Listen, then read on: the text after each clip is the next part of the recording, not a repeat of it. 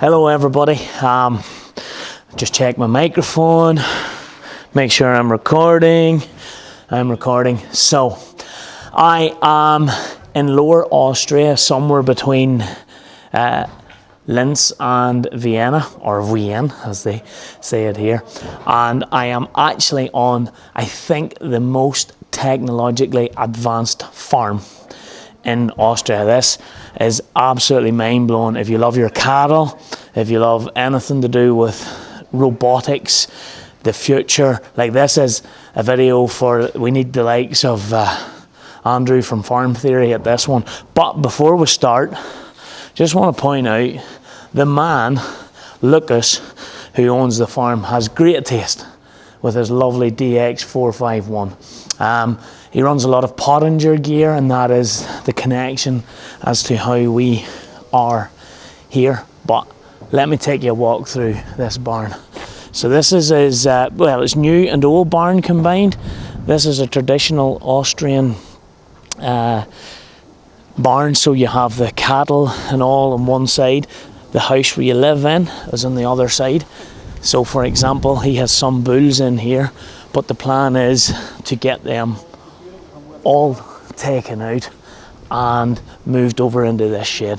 It's fully automatic, and as a guy who loves cows like myself, who spent a lot of time with cows, I have found this truly fascinating. When I say everything is automatic, I'm not talking about a simple feeding kitchen. I'm talking about absolutely everything is automatic. So welcome to the lovely barn. As we can see, this is the old barn on this side, this is the new barn. We're running a mix of Holstein and Fleckvieh. We're looking towards the balance with a bit of beef coming from the Fleckvieh. Not as good a milk yield, but a bit of strength, as you can, basically, as we can see. And the first thing that's cool is that Wasserbauer, who is an Austrian company, have really set up all the intricate parts of this. So this is an automatic straw bedder. It literally is on this reel and it goes off so many times and beds the cubicles, beds the pens. We have the calves here. If it's lit up green, as it is good to go with some straw available. The plan from the other old traditional Austrian farm building is to get the bulls moved here. That's the plan through the time. We're just after feeding from the automatic feeder. Again, this isn't like a kitchen system we would know at home, or bins where it drops down in. We actually have robots, we are sucking the silage out of the clamp face, and it's running along pipes into the automatic feeder. But we're feeding 6 times a day on this farm of Lucas's. This is the Wasserbauer, but this is the machine. And as you can see, as we come round, we're not great at the old German. Absolutely everything gets added in from here. So you have water, believe it or not, if you need water. You have your maize, you have your minerals, you have your soya, wheat, barley, whatever it is that is going in the mix. And then the big pipe that's coming up here is actually coming from the silage face, and it's getting sucked by the big cyclone, big power. It's the highest power consumption on this farm, and it's dropping the maize silage and the grass silage into the feeder. Now we have had our cameras out taking a look around whilst this baby has been feeding. So 6 times a day. There's no stress or pressure on the cows for feeding there, really. That's the good thing about it. They get up and feed shortly after it has done a pass, but you can see the mix. Silage is quite dark here from what I would be sort of used to, but it's well mixed. And as I say, so there's no bedding to do, there's no feeding to do. We don't even need to cut blocks of silage out of the pit. Calf feeding is automatic. We're working with a Gia robotic parlour, And the plan is to have everything under this one roof. I think we're milking 65 cows. That's roughly what the robot's capacity or capability is. Marcos was telling us his timing on the farm. They have other farms and other businesses, but he likes to be able to come into one office area up here and spend time looking over absolutely everything. Here's our little calves, all preset with the milk comes automatically out of the robot. Then obviously we'll be familiar with, they can dump and get some milk.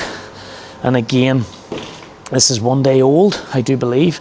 Tagged, chipped, tagged with a chip and all in, ready to rock and roll. Here, Betsy. Yeah, and then we'll get you on the... It's very light. You can see the monorail everywhere, so nothing's even bedded. All done automatically. Before we do anything else, check out the view. This is control center. Look at this. Look at the view. Wee swimming pool down there for Craig. That's just...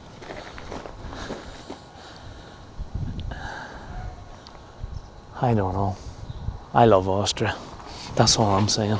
But anyway, back to the quick tour around, because Lucas has been very, very kind and allowed us to take a look around. Check out the crush. So he can separate, turn the crush down, throw her on her back, has his knives, grinder. There you go, Graham. The hoof GP. So I asked the question, why Gia and maybe not Lely? Lely's very popular here too, but the answer was, I'm very friendly with the guy who sells these, but he said he absolutely loves the Gia. And I think milk average is about 32, which when you consider the fleck fee and all that's going on in there, I would say is very, very, very, very good. So this is what I like about this. Hope these wooden planks are good and strong. Lucas' office is up here, so this is his viewing point. He spends a lot of time in his office surveying the cows, obviously looking for problems. And with cows, we all know there will be problems. This is where he has his afternoon naps. And again, we can sit in here and survey. Hello, Moo-moos. He said that the straw makes such a difference to mastitis. Just a little sprinkle, as you can see, coming out of the machine makes a massive, massive difference. Up here is his like strawy hay mix. That's what goes into the feeder. So he loads it up once, whatever it is he needs to do, once, twice a week. Minerals and all get added in, all automatically fed. It's very, very precise. As I say, 6 times per day. Obviously back home we're big into our automation as much as we can. I think this was described to me as the most technologically advanced dairy probably in all of Lower Austria. But I tell you what, the guys at Pottinger knew we were over at St Valentine looking at the case factory, and there's a lot of Pottinger equipment here, the big rakes, 1403 and things like that, and they asked would I like to see this, and I said absolutely, because I just love it. When you see the old build, and I think it's 42 metres by 42 metres, they run them in squares, and they actually live on like one end of the old, that's a traditional Austrian barn, and you see that they're now moving towards this style here. All automated, everything suspended. 65 cows, 200 cattle, I think we're talking thereabouts, between bulls and calves and replacements, and grows all their own corn, grows their own their wheats, their barleys. The only purchased feed, I do believe, I was told would be your protein, probably your soya. I'm not sure if they grow the rape. They can shut down all the sides and the curtains. I think it gets very cold here in the winter time. Minus 15 is very common, and then can get quite warm in the summertime, upwards on 40 plus. I think they have to just be able to get some ventilation, etc. through. This farm is completely net zero with regards to energy consumption. So they have solar panels all over the place. They have currently 50 kilowatts of storage, and there must be a lot of sunlight here, and they sell back to the grid. So they sell back more electric in the year than they consume, but there are certain times of the year when they have to buy some electric, and they sell for, I don't know what it currently is, but in the ratio is roughly similar. So if they sell for 50 cents and they have to then buy back some in the winter time, it's almost double the price to buy back than what they sell for, if that makes any sense. So they're looking at more storage. They're looking at moving from 50 kilowatts of storage up to close to 100, which means that, you know, in good times of the year, summer times, etc., that they can run absolutely pretty much without needing any electric. Winter times, very foggy mornings, they can need some. I've never seen one of those before. Wasser-Bauer, the company, actually have invited us to their factory, and they really have put up all of the feeding systems. The robotic feeder actually runs through magnetic points that's put into the floor as reference. Super cool barn. So you see the pipes, that's sucking the forage all the way in to the machine, and there's on the maize blade. So this is the automatic feeder. Still need a shovel. So obviously this bad boy here cuts down through the face, augers it down in, and then big cyclone in there, sucking it in through. But look, 2 fingers. Pit management is excellent. Got to give it to them.